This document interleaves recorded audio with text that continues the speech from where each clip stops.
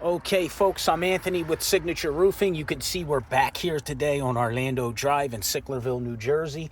We had done this home over the summer, and if you see a few videos back, we had built a temporary drain box because this garage slope was way too steep, and also because of how the sun hits this roof, this is the most shaded corner, gets the least amount of sun. So we had full snow in this area that was melting in the sun in the day, and then freezing every night, and essentially just freezing that whole eave wall down there. So if you remember, we came and built a drain box to make up for the 2-inch gap here where the water was falling in front of the wall, but we were not able to install the diverter, obviously, with all of the snow on the roof. So we're back here today, and you can see the inverter has been installed. Now, this is an overhead look. I'm showing this for the purpose of roofers so they can see the correct way to do it.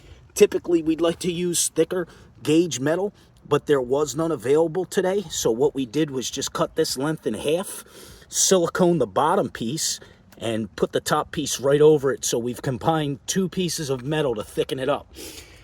Just really want to show you the technique. I see too many times where people install diverters just putting punctures right through the shingle. You never want to do that. You want to come up here with a pry bar and very gingerly get under the row where you're going to install the diverter. And then obviously, right, you want to push it all the way in on this corner, midway through in the middle, and right at the tip at the end, so that you can see now, once water hits here, it's pitched correctly, that it's going to slide down that way. And then obviously, you know, with the diverter coming to here, you have about 3 feet of gutter. There is no way that water will make it around that diverter and come down. So just for kicks and giggles, and I have to be careful while I do this, I'm down from the roof, and I need hands that I'm using right now to hold a camera, okay, or hold a phone.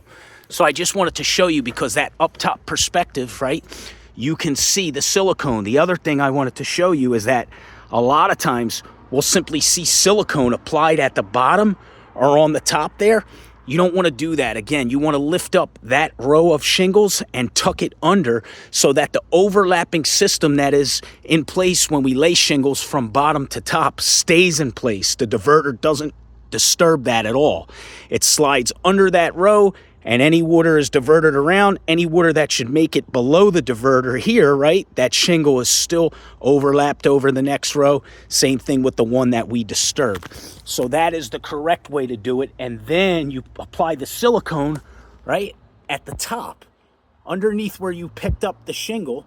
That's where you want to seal it, just so that if that diverter fills with water, you don't want any blowback up under the shingle that you disturbed. So you can see that whole row where we installed it.